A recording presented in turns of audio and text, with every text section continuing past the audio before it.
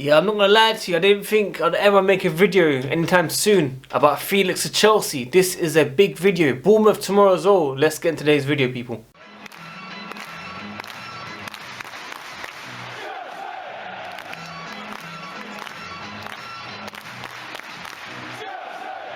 Yes, people, welcome to another Chelsea video, man. Keeping you guys up to date every single day when possible. The Premier League is back, of course, today, and Chelsea are playing tomorrow against Bournemouth, 5:30 PM UK time on Tuesday. But the big topics today: Felix from Atletico Madrid linked to Chelsea in January, a loan move. We need to get to this one. This one's a big topic. I'm a big fan of the player. And yeah, before I get to everything, guys, make sure you guys smash that like button. Let's get at least 250 likes on this video. Subscribe if you're new here, hit the notification, tune in daily, and comment down below your thoughts and opinions as always. Let me know where you're tuning in from, what country, what time zone, and let me know your predictions for the game against Bournemouth. I'm going for a 2-0 win to the Chelsea. Come on, fresh start, come back from the World Cup. Let's go, Chelsea. But let's get some wins in. Let's get some players in January, of course. And let's push on. Let's have a good second part of the season, people. I'm trying to be as positive as possible. This is a fresh start. But yeah, Joao Felix, this is massive. A loan move to Chelsea. He joined Atletico for about 130 million, around that figure. Just hasn't worked out for him. He's still young. I didn't really understand why he even joined in the first place. For the style of play that he has, why would you join a counter-attacking team? But forget that. We're looking at the future. Of course, his agent Mendes, very close to Todd Bowley, of course, and that's something that we need to keep an eye out, of course. So obviously, first was Ronaldo, now seeing Joao Felix, and also he's had pictures with Kai Havertz, of course, and you know he's close with Rafael Leao, who has been linked with Chelsea as well for the future as well. So I am looking forward to these type of players being linked at Chelsea. This is what we want to see, man. The big names. Okay, I understand we can't spend big money all the time, but a loan move, I think all parties should be very happy. I think Chelsea fans should be very happy. I'll be very surprised if any Chelsea fans out there don't want to see this guy, because they're judging his performances, his goals and assists at Atletico as not good enough, which obviously hasn't been good enough over there. But there's reasons, there's context. We need to understand this is a special player. If he was to join Chelsea, I think would be a very good move. Obviously, where are the goals going to be coming from? We're hearing Havertz maybe in the centre forward position, which I know a lot of you guys won't be happy with. And Kunku coming in, of course. Mason Mount, is he going to sign the deal? Is the Minerals going to be leaving? Is the Minerals staying? A lot of you guys excited as well, thinking if Joao Felix comes in, this could be a way out for Mason Mount. There's a lot of speculation going left, right, centre. Nothing is very certain right now. But all we know, Chelsea want to sign the player on loan. Chelsea looking at a deal for Atletico Madrid's Felix on initial loan to bolster Graham Potter's attack for the second half of the season. Chelsea considering a loan with an option or obligation to buy in the summer, depending on the terms Atletico want for the player's departure. This is big news, people. There is no way this football club should be spending anywhere near £100 million for this player. I'm even talking about 80 million, 90 million. I think the max should be about 70, 75 for today's market, today's inflation, today's players that we're talking about in a few years that could be top players. Yeah, that's what I want to see. You know, we're hearing Jude Bellingham 130 million. We're now hearing Declan Rice 70 million. So it could be Declan Rice 70 million, could be Felix 70 million, could be many players around the 70 million mark. I think the 70 million could be the new £32 million FC, people, like we saw back in 2014 when we signed Costa and I was going to say Willian, I don't know if Willian was there, but Kante and players like that, Rudiger. This is a very exciting time for Chelsea. This news kind of made me smile, kind of, you know, got me into the mood of, yeah, Chelsea back on tomorrow as well against Bournemouth. January transfer window opening very soon in a few days, of course. I am looking forward to seeing who Chelsea sign, of course. Obviously, we're looking at the left-sided centre-back as well, which I'll get into.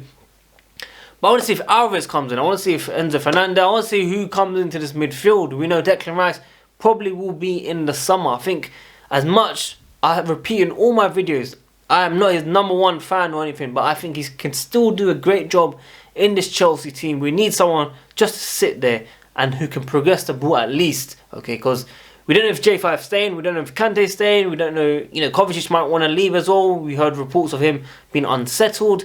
Got Loftus-Cheek, who plays wing-back sometimes. We've got Conor Gallagher. You know, he's more of an attacking midfielder. We can't make him sit in that DM position or, you know, anything like that. So context will always be needed, people. What is next with Chelsea Football Club? This is a big transfer window for me. Also, of course, we're in advanced talks with Monaco's centre-back Badiashile, of course, looking around 35-40 million euros, okay? We're expecting this bid to go through very, very soon. We're expecting it to be done in the next few weeks, people. Now, I told you guys, if you haven't checked my previous video, check it out. And all the details will be on there, of course. He's got 2 goals in the league so far. It is a promising signing. It is not the signing that I want. Straight up, I want Vardo here at Chelsea Football Club. A lot of you guys saying they want over 100 million. 100% I agree with you guys. Definitely not worth 100 million. But I know if Man City or Madrid or someone else go in for this player, they will get it for under 100 million pounds. I am very sorry. I don't know why it's always with Chelsea Football Club. But I'm sure Chelsea know what they're doing. Everything that we're reading now isn't final, if you know what I mean. I'm sure we'll go back for the player. I have seen reports that we'll go back for the player. I'm waiting for more updates to see what happens with this situation. Are we going to sign both of them? A lot of people talking about Leo Colwell, saying that he's played very, very well today as well. And I'm sure he has. And there's 2 sides to it. One side is like, yeah, we should bring back Colwell. We don't need this Monaco defender. Koulibaly hasn't been up to scratch as well, and he looks like the experienced one himself. And then you've got the other side saying, yeah, sign this guy. That means youth is out, blah, blah, blah. And I really, really dislike social media sometimes. I understand everyone has an opinion. It makes sense. But I feel like every year it's getting worse and worse and worse. If you go on my profile personally, I don't really tweet that much. Yeah, one day I might tweet 5 times. The next day I'll tweet 0. The day after that will be 0. I'll disappear for a few days and come back. And I understand the World Cup was recently as well, which is why I've not tweeted as much. But that's what, where we are with social media today. The new generation's all about opinions. They see a few highlights and it's not good enough. We've got to give everyone a chance, people. We've got to give everyone a chance. I think Colwell deserves a chance. Whether he's guaranteed first team, that's definitely a no-no. He has to fight his way through this team. Obviously, we're linked to Mason Mount leaving as well. If he starts on, I was going to say weekend. If he starts tomorrow, he will have had 150 starts in all competitions for Chelsea Football Club. He's what, 23? This guy could, honestly, he could be breaking records if he's here for the rest of his career, because he says it's Chelsea through and out. He's a Cobham boy, as we know. Let's have it right. Minerals FC all day. But we just don't know if he's going to be staying at Chelsea Football Club. That's the only problem. Is he going to sign a new deal? We know with Mendy, he's got a new deal offer. Yes, he's rejected it. Yes, the highlight is he rejects a 6-year deal. But I'm sure there's reasons why he has rejected this deal. Maybe the base fee isn't good enough. Maybe the bonuses that he has to achieve isn't realistic, or how long he takes to get for these things. Maybe he doesn't want a 6-year deal. Maybe he wants to leave after 3 years. We don't know. There are always contacts, and yes, it makes him look bad, but I'm sure people need to understand the player side as well, because if I'm in a job, I want what's right for me as well. Like, if I get a new job, I want the right pay, I want the right benefits, I want the right this, I want the right that. So we've got to understand from the human, like the person that's going through it, their situation as well. Because obviously we want the best for the club, but we want also the best for the players as well. And when you look at other players around him, they don't really deserve certain wages as well. And he's been poor, by the way, Mendy. He has been very, very poor. Last year, we were talking about the best goalkeeper that we've seen for a very long time. I think he conceded 2 or 3 goals only in the Champions League run when we won it. He was on top form, people. And now, he's struggling. He's making Kepa look so good. And yeah, Kepa has been good. I think he's got the best saves in the Premier League this season, around 81.4%, I think it was. But he's still not the glue, people. He's still not the solution to this Chelsea team. And I want to make it very clear, it's not the most important thing right now that Chelsea have to look at a goalkeeper. We're linked with Pickford. And no. I don't care how good he is on the ball. There's no upgrade on Kepa or Mendy. Definitely not. We need to focus on the midfield, of course, and make sure we get players in ASAP. I hope I didn't say midfield earlier. If I did, I meant goalkeeper, by the way. But yeah, we have to make sure we get the best midfielders in. We need fresh energy. We need fresh life. We need fresh teammates for this squad. You got Jorginho giving you 50-50 answers. You got Kante linked with Barca. Is going to be leaving a free transfer. We need these players to eventually go. We're fan favourites on these players. Kante is one of my favourite players. The only world-class player alongside Thiago Silva when he plays.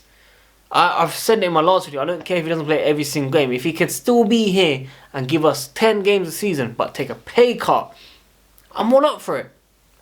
I would love experience in this team. Thiago Silva, what, 38 years old. He's got so much experience in him. He is the right player around Chelsea Football Club as well, people. So guys, that is everything from me. Bournemouth preview. We're going to talk about it all in the review, people. Straight after the game, live review. Search for this channel. Join us around, what, 7:20 PM UK time. Come and join us here on WorldWideChels. Give us your opinions. We're going to be doing content hopefully every other day. Ben Jacobs should be on this channel very soon as well with Carlito and Matt. And yeah, I hope you all have a lovely day, people. Make sure you guys smash that like button. I'll see you guys very soon, man. Peace.